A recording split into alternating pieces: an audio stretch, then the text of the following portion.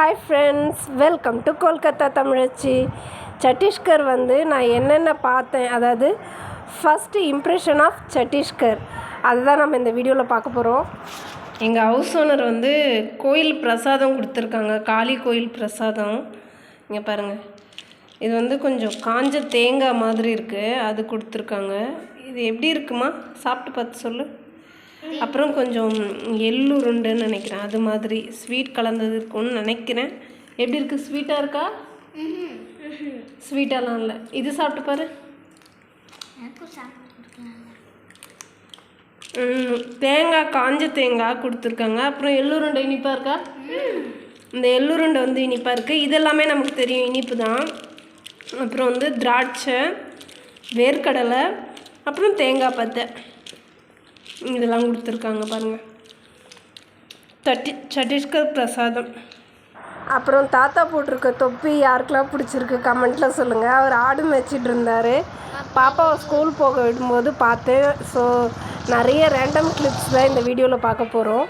இது எங்கள் house owner வீடு. மேலே தான் நாங்கள் இருக்கோம், கீழே அவங்க இருக்காங்க. ஒரே சத்தம், என்னடா அப்படின்ட்டு பார்க்கும்போது பார்த்தா நிறைய பேர் இந்த சாரீ, ட்ரெடிஷ்னல் சாரீ கட்டிட்டு தலையில் முக்காடெலாம் இருக்கு இல்லையா, அது மாதிரிலாம் போட்டுட்டு வந்திருந்தாங்க. வந்தப்போ என்னன்னு கேட்டால், ஹவுஸ் ஓனரோட சொந்தக்கார பொண்ணுக்கு கல்யாணம் போல். அது 4 வீடு தள்ளி தான் இருக்குது. அவங்க என்ன பண்ணுறாங்க, ஏதோ முறை இருக்குது போல். இவங்க என்ன முறை சொந்தக்காரங்கன்னு எனக்கு கரெக்டாக தெரில. பட் இவங்க வீட்டுக்கு சாரீ, இந்த விளக்கெலாம் எடுத்துகிட்டு வந்திருக்காங்க பாருங்கள். இதெல்லாம் எடுத்துகிட்டு வந்துட்டு இங்கே டான்ஸ் பண்ணாங்க.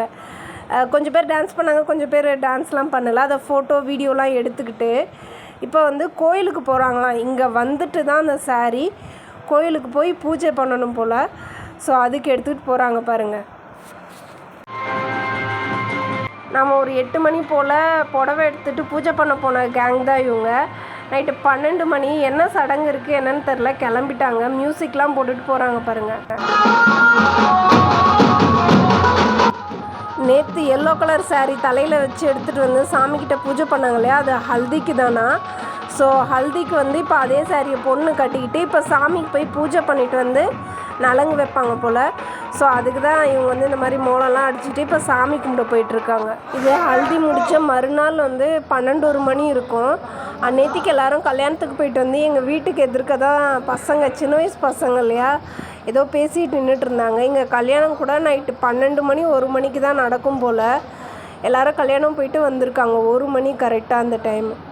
இது பாருங்கள், இதை காலில் அழகாக போடுறாங்க, குங்குமம் மாதிரி இருக்குது. ஒரு கிண்ணத்தில் எடுத்து வச்சுருக்காங்க பாருங்கள். இப்போ கல்யாணம் ஆன பொண்ணை மாமியார் வீட்டுக்கு அனுப்பணுமா. ஸோ அந்த டைமில் இவங்க இதெல்லாம் போட்டுக்கிட்டு போகிறாங்க. கல்யாணமான பொண்ணுங்க இந்த மாதிரி ஸ்பெஷல் டேஸில் காலில் இந்த மாதிரி, இது என்ன குங்குமம் மாதிரி இருக்குது, கரைச்சா மாதிரி, அது போட்டுக்கிறாங்க. போட்டுட்டு அவங்க காலில் பாருங்கள் எவ்வளோ மெட்டி போட்டிருக்காங்க. இந்த ஊர்லேயும் கூட மெட்டி போடுறாங்க. மோஸ்ட்லி நான் வெஸ்ட் பெங்காலில் அந்தளவுக்கு மெட்டிலாம் போட்டு நான் பார்த்ததில்ல. 1-2 பேர் போட்டிருக்காங்க, பட் கம்பல்சரி இங்கே எல்லாருமே போட்டிருக்காங்க. நம்ம ஊரில் மெட்டி போடுற மாதிரி தான், பட் இவங்க 3 விரலில் போட்டிருக்காங்க. इसका नाम क्या? आलता भी बोलते हैं, महूर भी बोलते हैं, दोनों चीज बोलते हैं। हाँ हाँ हाँ, இதை ஆல்தா, மகுத்தி அப்படின்னு சொல்கிறாங்க. வெஸ்ட் பெங்காலில் கூட இது போடுற கல்ச்சர் நான் பார்த்துருக்கேன். பூஜை டைம்லலாம் இந்த மாதிரி போட்டுக்குவாங்க சுமங்கலி பொண்ணுங்கள்லாம்.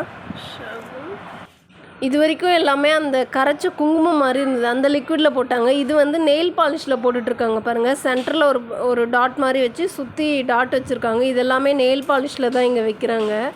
2 கால்லையுமே அதே மாதிரி வச்சுருக்காங்க. பார்க்குறதுக்கு ரொம்ப அழகாக இருக்குது. மார்க்கெட் போயிருந்தாரு, அப்போ பூ மார்க்கெட்டில் மல்லிகைப்பூ விற்றுட்டு இருந்துச்சு. வெஸ்ட் பெங்கால்லையும் கூட இந்த மாதிரி கோத்து தான் விற்பாங்க, இங்கேயும் அப்படி தான் விற்கிறாங்க. அதாவது இது மாதிரி 3 மாலை சாமிக்கு போடுவாங்க போல். 3 மாலை 20 ரூபா சொல்லியிருந்தாங்க.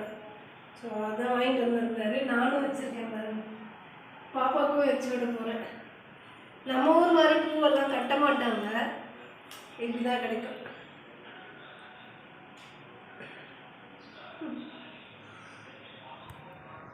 இன்றைக்கி நவராத்திரியோட கடைசி நாள். நாங்கள் ட்ரெஸ் எடுக்க போயிருந்தோம், ராமநவமி. இன்றைக்கி பாப்பாவுக்கு ட்ரெஸ் எடுத்துகிட்டு வந்துட்டோம்.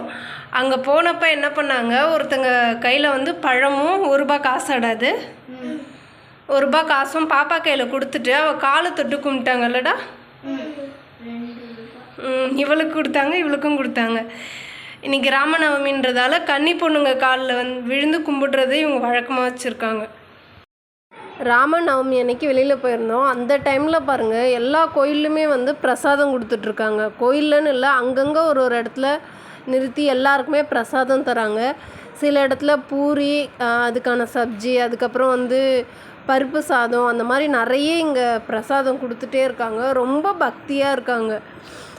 சின்ன இதுனா கூட வந்து பிரசாதம் கொடுக்குறாங்க.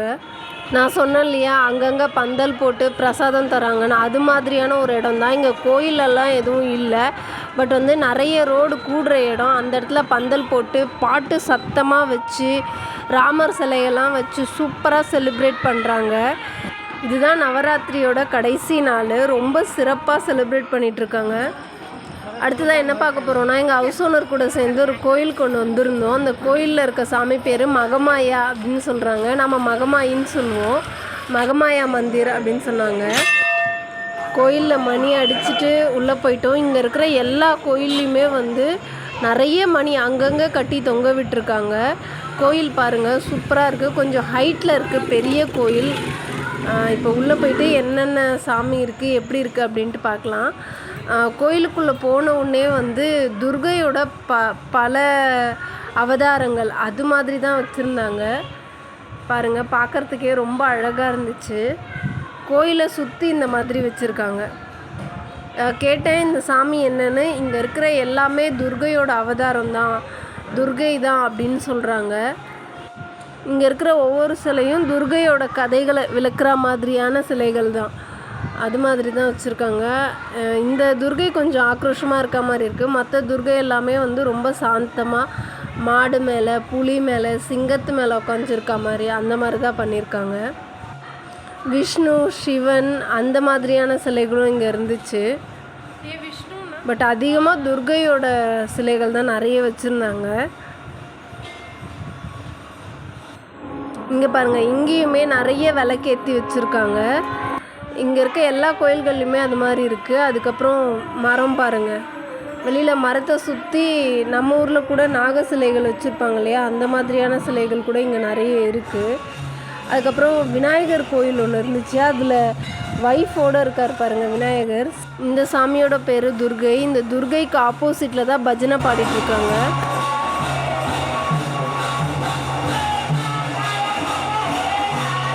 இதுதான் இங்கே இருக்க மகமாயி கோயில். ரொம்ப பெருசாக இருக்குது சென்டரில். பட் சாமி கிட்டே போய் காட்ட முடியாது, அம்மன் தான். அதுக்கப்புறம் அந்த கோயிலை சுற்றி அந்த காம்பவுண்ட்குள்ளேயே குட்டி குட்டி கோயில் வச்சுருக்காங்க. சிவன் சிலை, இது வந்து ராதாகிருஷ்ணா இருக்கிற மாதிரியான ஒரு குட்டி கோயில். அடுத்து மறுபடியும் வந்து சிவன், நந்தி அப்படி இருக்கிற மாதிரி கோயில். இங்கே எல்லா கோயில்லையுமே சிவனுக்குன்னு தனியாக ஒரு சின்ன கோயில் மாதிரி வச்சுருக்காங்க. அடுத்தது ராமர் சீதையோட கோயில் பார்க்க போகிறோம். இந்த கோயிலுக்குள்ளே ராமர், சீதை, அதுக்கப்புறம் லட்சுமணன் 3 பேரும் இருக்கிற மாதிரியான கோயில் தான் அது. ஓகே ஃப்ரெண்ட்ஸ், மொத்தமாக கோயிலை சுற்றி பார்த்துட்டோம். உங்களுக்கு இந்த வீடியோ பிடிச்சிருக்குன்னு நம்புகிறேன். உங்களை இன்னொரு வீடியோவில் சந்திக்கிறேன். பாய்.